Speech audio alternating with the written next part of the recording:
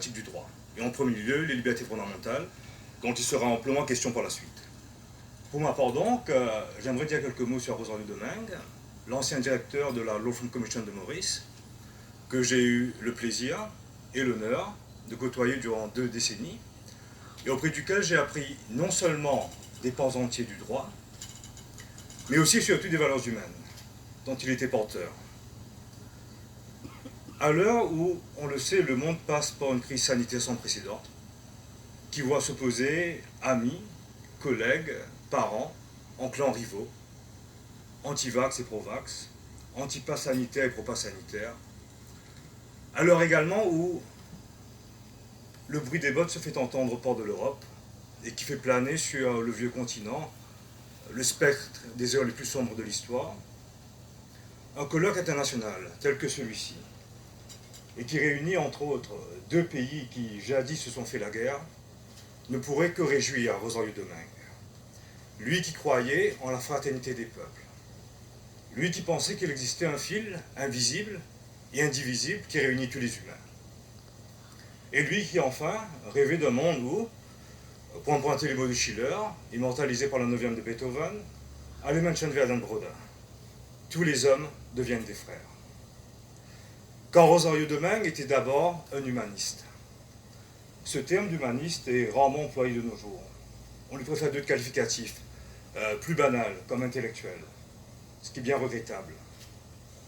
Car selon Cicéron, l'humanisme représente la culture qui, parachevant les qualités naturelles de l'homme, le rend digne de ce nom. En effet, Rosario Domingue a toujours mis au centre de ses préoccupations l'humain, que ce soit tant du point de vue personnel que professionnel. Ainsi, tous les rapports produits par la Commission sous son mandat sont empreints d'humanisme. Pour lui, le droit n'est pas là pour pérenniser un rapport de puissance, comme le dénonçait Nietzsche, mais bien pour établir un équilibre. L'équilibre entre le faible et le fort, entre le riche et le pauvre, entre le célèbre et l'anonyme. Samuel Colt, l'inventeur du célèbre revolver, aurait dit « Dieu a créé des hommes grands et d'autres petits. Je les ai rendus égaux. » Rosario Domingue pensait la même chose, mais du droit. Nous ne naissons pas tous sous les mêmes auspices, au sein des mêmes foyers privilégiés, affublés des mêmes patronymes avantageux. Le droit vient y mettre bon ordre, possédant cette faculté égalisatrice. Et en cela, Rosario Domingue croyait corps et âme. Et c'est à quoi il a dévolu toute sa vie, d'abord comme enseignant au sein de cette même université, ensuite en revêtant la toge d'avocat, et enfin comme directeur de la commission de réforme des lois. Universitaire de grande envergure, comme l'ont rappelé le professeur Gonput et la professeure Dijoux, il a formé toute une génération de futurs avocats et magistrats. Tous ceux qui ont suivi ses cours, et j'ai l'honneur d'en faire partie, peuvent témoigner de la passion et de la rigueur qui l'animait. Il commandait le respect de ses collègues qui l'ont côtoyé et l'admiration des étudiants qui ont eu la chance d'assister à ses envolées lyriques en classe. Je me souviendrai toujours du cours qu'il donna sur la distinction entre le meurtre et les coups et blessures ayant entraîné la mort sans intention de la donner.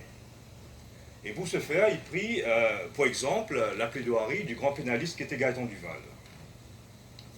Ce dernier, pour ceux qui l'ignorent, sorte de pendant mauricien de Jacques Vergès, présenta au jury le scénario suivant, dans une affaire où un homme était poursuivi pour meurtre et où la poursuite se reposait sur le fait que l'intention criminelle était prouvée, car plusieurs coups de couteau avaient été assénés.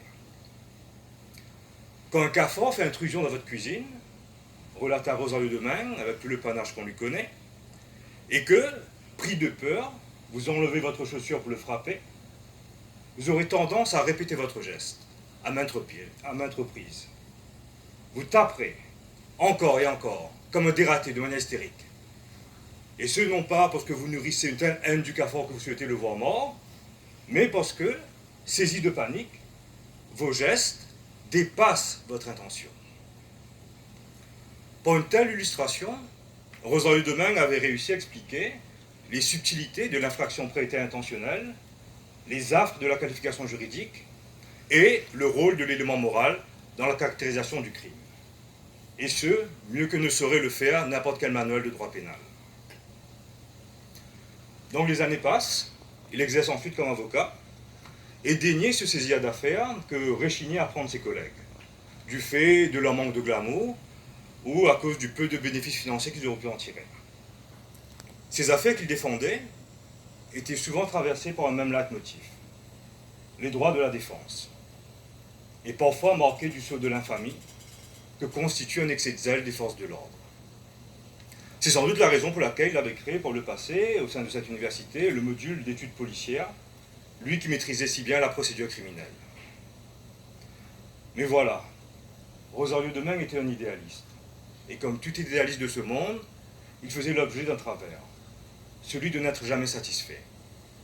Et sans doute désillusionné par le système judiciaire, il finit par délaisser la toge. Remontons à Beauvau, pensa-t-il sûrement, et se dit que pour changer le système, il fallait commencer par changer les lois. Et il prit alors les rênes de la Law Reform Commission. Rarement peut-on dire d'une personne qu'elle incarne une institution. Mais cela était le cas pour lui.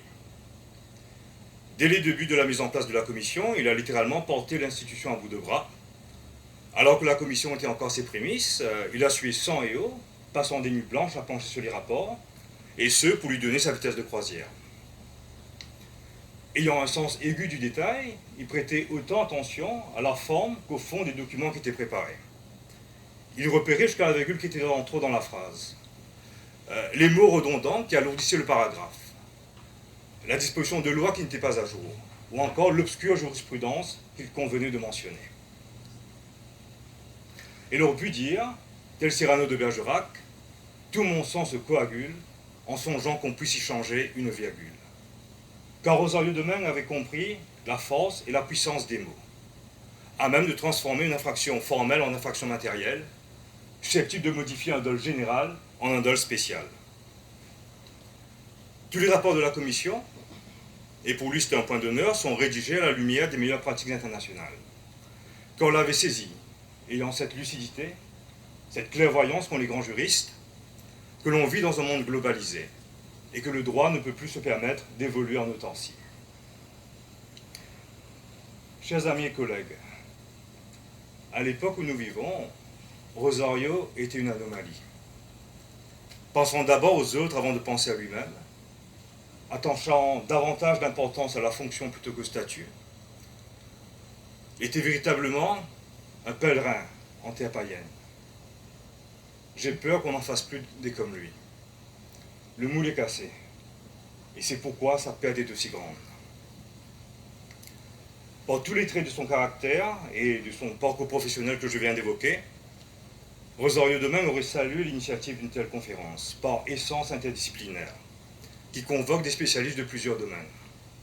Lui qui croyait que le savoir devait être un partage, et que le droit ne devait pas être nombriliste, mais être appliqué à l'aune des connaissances d'autres disciplines.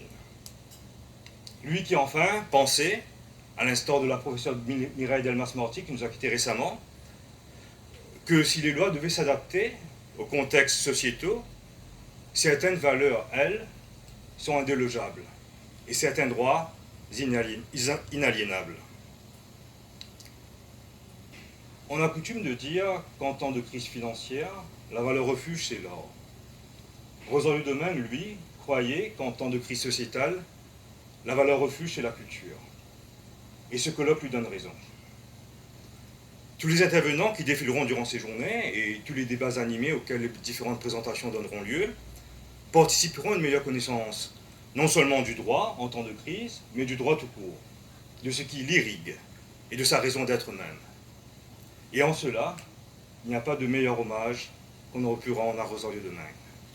Excellente conférence à vous tous et merci.